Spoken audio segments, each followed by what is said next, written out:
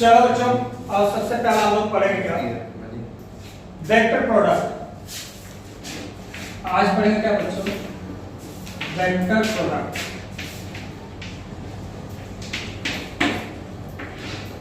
Vector product या इसी को बोलते हैं क्या बच्चों? Cross product.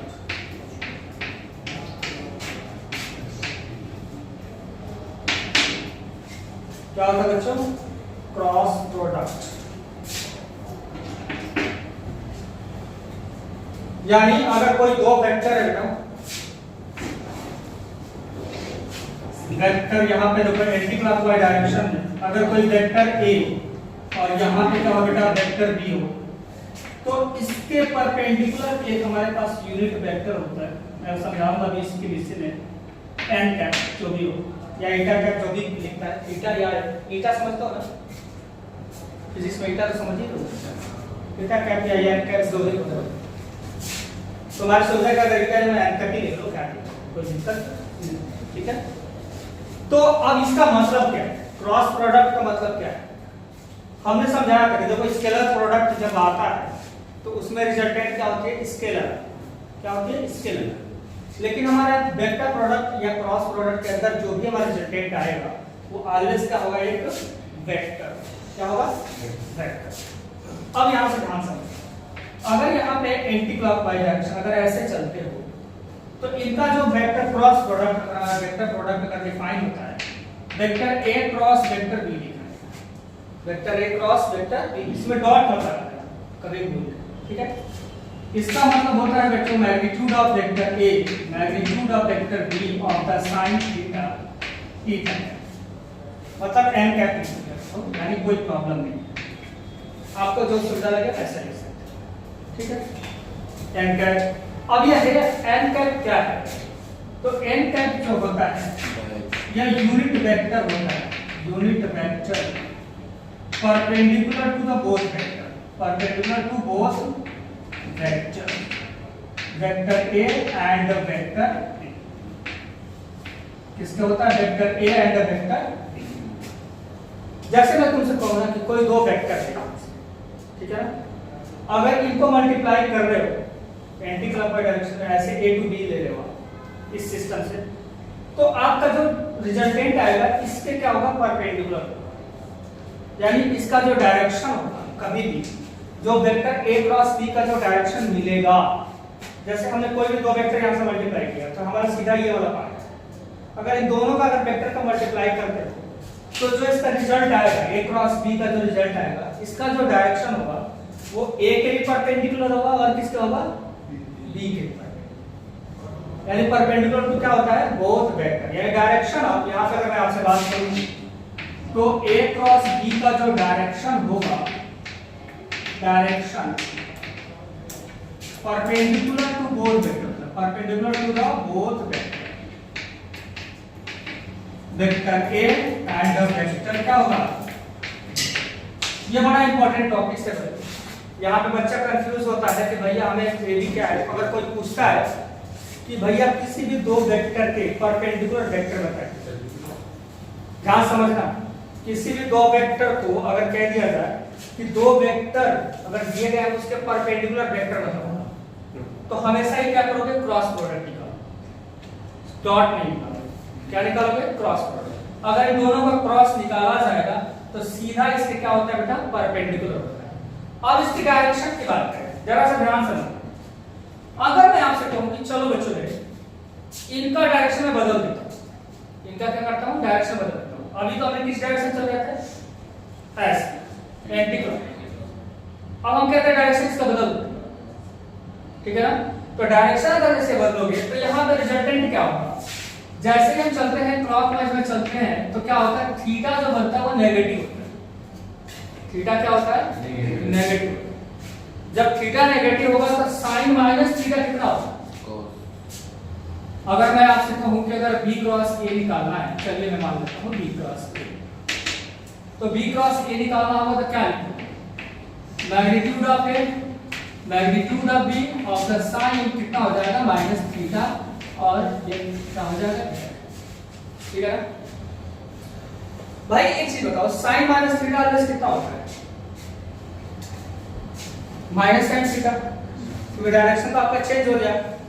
यहाँ पे जो होगा बच्चों, तो रिजल्ट कितना हो जाएगा, b cross a is equal to क्या, minus of the magnitude of a magnitude of the b of the sine, क्या हो जाएगा, माइनस थीटा। तो ये वाला जो रिजल्ट है वो क्या है, पहले वाला क्या हो गया, a क्रॉस b आ गया। तो ऑब्वियस सी बात है कि क्या हो जाएगा, b क्रॉस a अगर आप निकालना चाहे तो माइनस ऑफ द कितना हो जाएगा बच्चों, a क्रॉस b। मतलब अगर b क्रॉस को अगर निकालना चाहते हो तो माइनस ऑफ द कितना हो जाएगा, a क्रॉस b। इसका डायरेक्शन क्या हो जाएगा, बदल जाता है। बात समझ आई?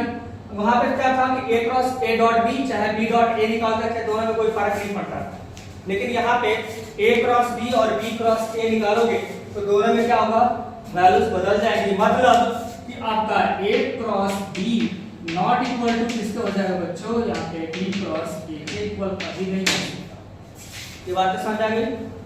चलो नोट करो मैं इतना।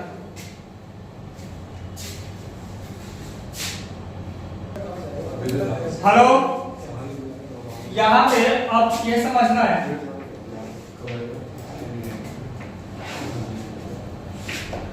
ये x होता है बच्चों, ये y और ये क्या होता है, z। एक्सिस में अगर आप देखा जाए तो ये दूसरे क्या होते हैं, परपेंडिकुलर होते हैं, सभी को पता ही है। इनके बीच में क्या होता है, 90-90 होता है। जहां पे अगर हम क्या करें, i है, यहाँ पे क्या लेते हैं, z है, और यहाँ के क्या लेते हैं, यूनिट वेक्टर k है। ठीक है, तो अगर आपसे कहा जाए कि i क्रॉस i निकालना, i क्रॉस क्या निकालना बेटा, i क्रॉस i मतलब इन्हीं के दोनों का डायरेक्शन सेम ही हो गया, i क्रॉस i। तो जब i क्रॉस i आएगा तो इनके बीच में जो एंगल बनेगा या तो कोलिनियर या तो फिर क्या होता है, बात तो ठीक है, आई बात। तो अब यहाँ पे इनके बीच का जो एंगल बनेगा, यहाँ पे क्या हो जाएगा, देखो मैग्नीट्यूड ऑफ i है और मैग्नीट्यूड ऑफ z है, सॉरी i ये था ना, और क्या हो जाएगा बच्चों मेरे, साइन। अब इसके बीच में जो एंगल बनेगा कितना डिग्री का बनेगा, 0 डिग्री का। तो ये हो जाएगा 0 और यहाँ पे n है जो भी, ये तो डायरेक्शन ही शो करता है इनके बीच के परपेंडिकुलर। बट होगा इसमें रिजल्ट i क्रॉस, अगर i निकालते हो तो रिजल्ट क्या हो जाएगा, ध्यान समझना, ये क्या हो जाएगा, 0 बाय 0, क्योंकि साइन 0 0 तो 0। तो मतलब आपने क्या समझा कि अगर सेम अगर लिया जाए यहाँ पे वेक्टर, उनका क्रॉस प्रोडक्ट ऑलवेज क्या होगा, 0। मतलब a क्रॉस वेक्टर a निकाला जाए तो भी 0 निकल जाएगा, b क्रॉस b निकाला जाए तो भी 0 होगा। मतलब अगर सेम वेक्टर अगर है, अगर उनका मल्टीप्लिकेशन किया जाए, क्रॉस प्रोडक्ट किया जाए तो उनका रिजल्ट क्या होगा, 0, because of they are parallel और कोऑर्डिनेट। ठीक है ना? तो अच्छा दूसरी चीज है भाई, यहाँ पे j क्रॉस j ले लिया जाए तो रिजल्ट क्या होगा, 0। अगर यहाँ पे k क्रॉस k लिखा जाए तो भी क्या रिजल्ट होगा, 0। ये बात के समझ बात सबको आ गई, आएगा सर क्यों हो रहा है, ये कहानी आप लोगों को सब ठीक है। अब आपसे कहूं कि i cross j, i cross चल i क्रॉस j लेते, तो i क्रॉस j में आपको यह ध्यान देना होगा, यहाँ पे अगर लिखोगे i j का मैग्नीट्यूड 1 होगा और इनके बीच में जो एंगल बनता है कितना डिग्री का बनता है, 90 डिग्री का बनता है। क्या बनता है, तो हम बताते हैं, तो देखिए वेक्टर i वेक्टर j और कितना हो जाएगा, sine 90 of the n cap. ये बातें समझ आ गई भाई। यूनिट वेक्टर है, अगर यूनिट वेक्टर है तो इनका जो मैग्नीट्यूड होगा वो ऑलवेज क्या होता है, 1। क्या होता है, 1। तो ऑब्वियस बात है कि i क्रॉस j की बात करें तो यहाँ पे 1, यहाँ पे 1, साइन 90 साइन 90। ये जो n कैप है ना, ये डायरेक्शन को शो करता है, मतलब कौन सा है, इसके बात कर दूं, अगर i क्रॉस j ले रहे हो तो इसका जो डायरेक्शन होगा, इसके हमने क्या बोला था, परपेंडिकुलर। कभी भी किसी भी दो क्रॉस प्रोडक्ट का रिजल्टेंट जो आता है उसका डायरेक्शन क्या होता है, उसके परपेंडिकुलर होता है। अगर हमने कहा था कि दो क्रॉस यहाँ चौक यहाँ लगा दूं, ऐसे चौक देखो, तो ये दो वेक्टर है ना, ये दो वेक्टर अगर इनका दोनों का क्रॉस प्रोडक्ट है तो चौक इसके क्या शो कर रहा है, परपेंडिकुलर, यानी दोनों का डायरेक्शन ये है। जो वेक्टर का रिजल्टेंट मिलेगा वो वेक्टर ये है। इन दोनों का जो क्रॉस आएगा, इन दोनों का जो क्रॉस आएगा वो किसको शो करेगा, इसको शो करेगा। चल तो यहां पे आई क्रॉस जे, आई क्रॉस जे का परपेंडिकुलर कौन सा है, z, तो उसका यूनिट वेक्टर क्या है, k है। समझ में आ रही है? तो इसका मतलब i क्रॉस j का रिजल्ट क्या हो जाएगा, k है। समझ आता है आप लोगों को? चल ऐसे ही अब एंटी क्रॉस डायरेक्शन में ऐसे ही चलते चलते हैं, समझिए बात। i क्रॉस j लिया आपने, अब क्या करना है, j क्रॉस k को बात करते हैं। क्या करते हैं, j क्रॉस k। अगर j क्रॉस k लेते हो आप तो इसका यूनिट परपेंडिकुलर वेक्टर कौन सा होगा, i बनेगा, तो इसका रिजल्ट होगा i। समझ में आ रही है आपको बातें? हाँ, दूसरी बात, अब हम क्या करते हैं, k क्रॉस क्या लेते हैं, i लेते हैं। तो k क्रॉस अगर i लेते हो आप तो what you get, k cross i क्या हो जाएगा, j को शो करेगा, तो j। समझ आता है? इतनी बातें आप लोगों को समझ में आ गई। लेकिन हमने कहा था कि बच्चों के अगर उसकी डायरेक्शन हम बदलते, यानी जो क्रॉस प्रोडक्ट आप ऐसे एंटी क्लॉक कर रहे होते हैं, अब हम क्या करते हैं, क्लॉक में करना शुरू करते हैं। तो हाँ, तो अभी शुरुआत में समझाया था कि भाई जब दोनों का अगर हम क्रॉस प्रोडक्ट निकालते हैं, जैसे ही डायरेक्शन बदलते हैं, जैसे हमने a क्रॉस b निकाला था और b क्रॉस a निकाला था, तो क्या फर्क पड़ता है, a cross b is equals to minus कितना था, b क्रॉस, यानी b cross a is equals to minus of a cross b था। सीधी सी बात हमने पहले निकाल ही चुकी है, पहले निकाल के बता दिया था। तो अब आप इसकी डायरेक्शन जब अगर चेंज करते हैं, जैसे हम इसको डायरेक्शन में लिखेंगे नहीं हम भैया, अब हम चलते हैं इसके डायरेक्शन बदलने, ये डायरेक्शन बदल देते हैं। अब डायरेक्शन क्या होगा, क्लॉकवाइज आना शुरू कर। अब इनके j क्रॉस क्या करना है, i निकालना है। तब j क्रॉस अगर i निकालोगे बच्चों मेरे, तो व्हाट यू गेट, इसका डायरेक्शन तो वही होगा, मतलब डायरेक्शन ऐसे ले लो चाहे ऐसे, परपेंडिकुलर या आप दोनों, कोई दिक्कत नहीं है, तो परपेंडिकुलर ही। जैसे मैंने इसको कर दूं कि डायरेक्शन ऐसे ले लो तो ये डायरेक्शन ये शो करेगा। तो मतलब क्या होगा कि अब इसका जो डायरेक्शन होगा, मतलब ये वाला जो एंटी क्लॉकवाइज है, तो इसके सीधा परपेंडिकुलर यही बचेगा ना, परपेंडिकुलर भी बचा। लेकिन इसका डायरेक्शन जब हम लेते हैं तो हमने बताया था कि बच्चों पहले ये माइनस आएगा, और माइनस आएगा, उसका डायरेक्शन क्या था, k था, तो क्या हो जाएगा, माइनस आपका k। ये वाला अगर ऐसे लेते हो क्लॉक में, एंटी क्लॉक में, तो दोनों का फर्क है, बात याद रहेगी आप लोगों को। तो जब हम ऐसे लेंगे तो क्या करेंगे, सीधे सीधे माइनस लगाने चले जाएंगे। अब यहाँ पे k क्रॉस j की बात कर लेते हैं, k cross j, k cross j, ये बता, तो किसको शो करेगा भाई, माइनस i को। अच्छा, अब हमारे पास क्या है, k क्रॉस j की बात, सॉरी यहाँ पे हो गया k क्रॉस j। अच्छा, k क्रॉस j तो पहले ही हो गया था। ओके, नहीं यहाँ पे अगर हम करें तो k क्रॉस j, तो यहाँ पे तो लिख चुका हूँ, तो पहले दूसरे की बात करें, हम k क्रॉस j लिख रहे हैं यहाँ पे। तो k क्रॉस j अगर बात करोगे तो यहाँ पे क्या हो जाएगा, माइनस i तो आ जाएगा यहाँ पे डायरेक्शन में, ठीक है। लेकिन अब हमारे पास j i क्रॉस k करते हैं, i क्रॉस क्या करते हैं, k, मतलब ये i और क्रॉस k ऐसे चल रहा है। तो इसका जो डायरेक्शन क्या है, z, तो नेगेटिव, यानी कि क्या हो जाएगा, माइनस ऑफ द z। ये बात समझ आ रही है आपको? तो इससे बात ध्यान रखना, कभी भी सेम का जो रिजल्ट आता है वो क्या होगा, जीरो होगा। दोनों डिफरेंट हो जाते हैं तो क्या होते हैं उनके डायरेक्शन, और ये क्यों आते हैं ये आपको बता ही दिया हूं कि दोनों का क्रॉस प्रोडक्ट उसके परपेंडिकुलर वेक्टर को प्रेजेंट करता है। दोनों का क्रॉस प्रोडक्ट उसके परपेंडिकुलर जो वेक्टर होगा उसको प्रेजेंट करता है। तो मतलब कि जब हम a क्रॉस b निकालते हैं तो उसका जो परपेंडिकुलर वेक्टर होगा वही हमारा वेक्टर शो करेगा a cross b, a cross b। Clear समझ आ रही है आपको? चलिए नोट करिए इसको।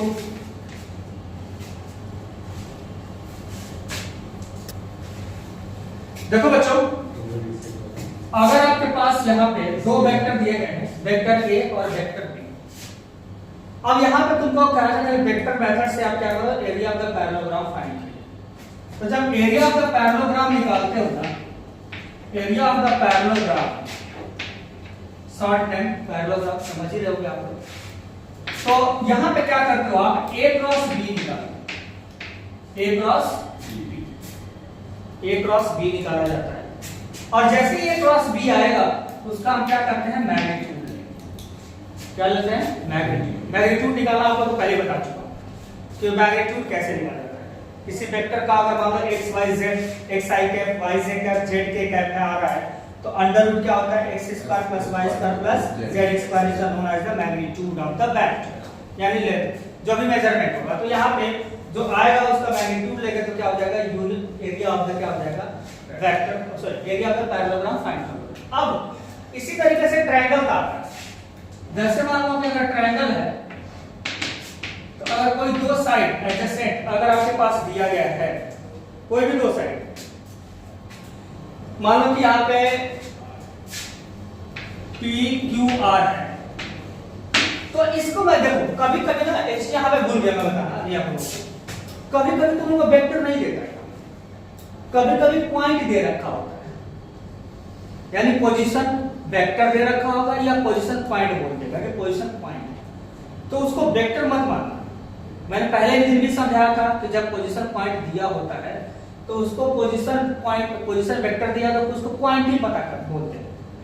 तो सबसे पहले इसको कन्वर्जन किस में करोगे, वेक्टर, समझ में आ रही है, पहला कन्वर्जन किस में करोगे, वेक्टर में कन्वर्ट करोगे, तब वेक्टर में कन्वर्जन करके परफॉर्म करोगे। अदरवाइज फटाफट निकालोगे तो पोजीशन पॉइंट से निकालोगे तो वो हमारा गलत हो जाएगा, सत्यानाशी हो जाएगा और कुछ नहीं होने वाला, ठीक है ना। तो ये बात ध्यान रखना बच्चों की, आप लोगों को यहाँ पे चीजें को हमारे पास हो जाएगा, ठीक है ना। तो अब हमारे पास एरिया ऑफ द ट्रायंगल निकालना होता है, PQR है।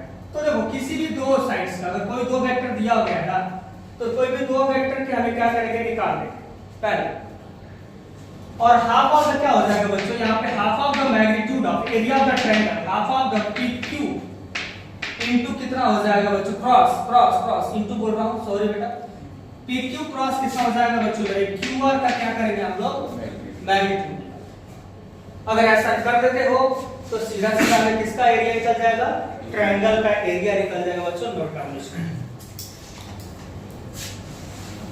इधर देखो, चलो तो ये समझ में आ गया बच्चों कि ट्रायंगल एरिया कैसे निकलेगा, एरिया ऑफ द पैरेललोग्राम कैसे निकलने वाला है। ये भाई फॉर्मूला याद रखना, क्वेश्चन भी है आप लोगों को आता नहीं, ठीक है ना। लेकिन मैंने आप लोगों को बता दिया है कि भैया एक बात को पोजीशन हमेशा ध्यान रखना कि पोजीशन पॉइंट दिया होगा तो बी अलर्ट, भैया सावधान कि वो पॉइंट वेक्टर नहीं, उसको पहले वेक्टर में बदलना होगा। इधर भी अगर ट्रायंगल में पोजीशन पॉइंट दे दिया है भैया सलाइड हो जाओ, वो वेक्टर नहीं है, पोजीशन पॉइंट है। अब कभी कभी खुश नसीबी साथ दे देती है तो डायरेक्ट वेक्टर दे देता है, तो हमारा काम अच्छा कर देता है, काम हमारा आसान कर देता है। बात समझ आ गई आप लोगों को, ठीक। अब यहाँ पे समझाऊंगा कि A क्रॉस B लिखने कैसे करते हैं भैया, हाँ भैया समझ में आ गई, पढ़ाई लिखाई का ध्यान नहीं है ना। तो ये देखिए vector A is equal to अगर A1i B1j plus C1k and the vector B also be the A2i plus B2j C2k। तो जब हम A क्रॉस B निकालते हैं तो इसको डिटरमिनेंट की टर्म में लिखते हैं। डिटरमिनेंट तो भूल ही गए होगे, याद है, तारीफे काबिल हो, डिटरमिनेंट याद है तो बहुत तारीफे काबिल हो। चलो समझो, नहीं आता है तो मैं समझाता हूँ। देखो इसको डिटरमिनेंट तो आप जानते हो कि ऐसे लिखा जाता है, इसको मॉड मत बना लेना भाई, इसको मॉड मत समझ लेना। मैंने स्टेटमेंट आप सीधा सीधा बोला है कि इसको मॉड मत समझना, ये डिटरमिनेंट है, डिटरमिनेंट। देखो सबसे पहले लिखते हैं I, उसके बाद लिखते हैं J, उसके बाद लिखते हैं K, I J K लिख दिया। अब जरा सा ना इनके कोएफिशिएंट पे चले जाओ, यानी यहाँ पे A1, यहाँ पे B1, यहाँ पे C1, यहाँ पे A2, यहाँ पे B2, यहाँ पे C2, और सभी को पता है इसको सॉल्व कैसे किया जाता है। चलिए तो अब हम एक चीजें हम बता देते हैं आपको, बस समझाते हैं कि कैसे डिटरमिनेंट निकाला जाएगा। चलिए हम एग्जांपल लेते हैं। हेलो भैया शांत रहो, कहा है ना ये चीजें ना ऊपर से ही चला जाएगा तो फिर फायदा क्या। वेक्टर A इक्वल्स टू, अगर हम एग्जांपल ले बच्चों मेरे पास i cap 2j cap plus 3k cap, समझो, और हमारे पास वेक्टर B इक्वल्स टू, कितना आसानी से समझ जाते हो यार, फिर भी ना तुम लोग पढ़ते अभी सोच रहे हो टाइम है, टाइम नहीं है भाई, समझ जाओ टाइम नहीं है, प्लस के है। ये दो हमने क्वेश्चन लिख लिए, दो वेक्टर लिख लिए, अब इनका हमें क्या निकालना है, क्रॉस प्रोडक्ट। क्या निकालना है, क्रॉस। तो वाई ये क्रॉस, हाँ भैया आज आप क्रॉस करते हैं। क्रॉस में क्या लिखोगे, आई जे, ये तो लिखना ही है, मैंने पहले बोला जान सीधा लिखा, डिटरमिनेंट है, मॉड नहीं, याद रखना। वैल्यू 1 2 3 -3 -2 और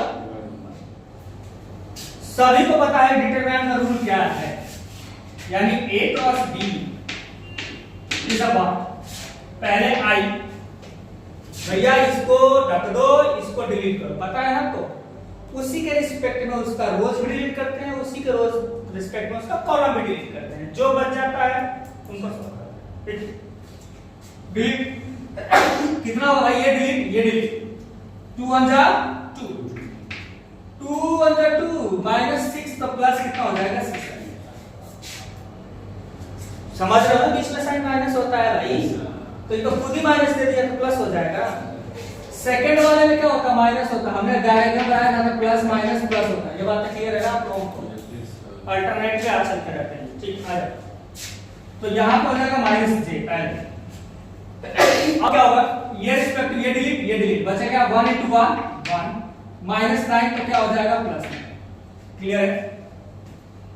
आइए नेक्स्ट वाला पोर्शन क्या है, k, ठीक है करें, तो k वाले से क्या हो जाएगा भाई, ये डिलीट क्या हो जाएगा, -2 + 6 हो जाएगा, बात समझ में आ गई आपको, -2 + 6 सभी को आता है, ऐसा नहीं है किसी को नहीं आता, सभी को आ ही रहा है, सब चीज बातें क्लियर है।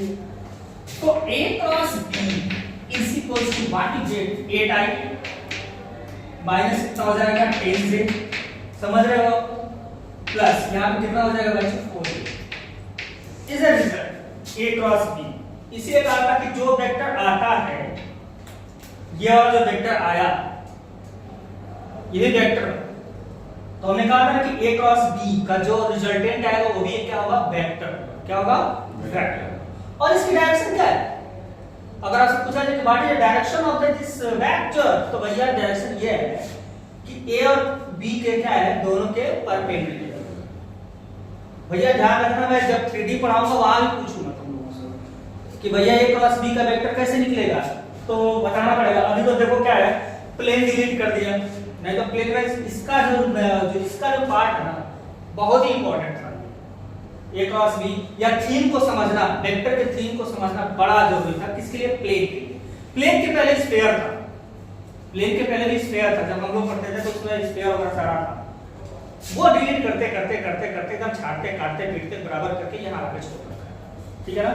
तो अब A क्रॉस B में आपको समझना है, अगर मैग्नीट्यूड निकालना होगा, क्या समझते हो, तो मैग्नीट्यूड क्या निकालोगे, इसका निकालोगे। जैसे अभी पैरेललोग्राम के एरिया बनाने के लिए पूछा था, आप क्या करोगे, यही अगर हमारा पैरेललोग्राम कहता तो A क्रॉस B का रिजल्टेंट मैग्नीट्यूड, और मैग्नीट्यूड आपको निकालने आता है, ये भाई क्या हो जाएगा 64 प्लस 100 प्लस कितना हो जाएगा 16। समझ आ रही है बात, समझ में आ रही होगी सब कुछ, कैसे निकाला हमने, अरे भाई A² + B² + C², समझ में आ रहा है ना सारा सेट, तो तो ये मैग्नीट्यूड हो जाएगा, मैग्नीट्यूड निकालने आपको आता है। अब कहानी सुन, इसी कहानी पे एक और कहानी बच जाती मतलब आ जाती है, ठीक है। क्या बचता है हमें, कहता है कि भाई आप एक काम करिए, एक यूनिट वेक्टर बताइए, आप क्या करिए, यूनिट वेक्टर बताइए जो क्या है, A और B दोनों के क्या हो, परपेंडिकुलर। भाई समझना बात को मैं क्या कहने जा रहा हूं, कहता है कि भाई एक एक वेक्टर बताओ आप लोग जो क्या हो वेक्टर ए और वेक्टर बी दोनों के क्या हो परपेंडिकुलर। तो सीधा जवाब तुम्हारा चाहिए पहले तो परपेंडिकुलर वेक्टर ही पता कर लें, बाद में तो यूनिट वेक्टर निकालोगे। तो परपेंडिकुलर वेक्टर कैसे निकलेगा दोनों के, मतलब क्रॉस, सीधी सी बात।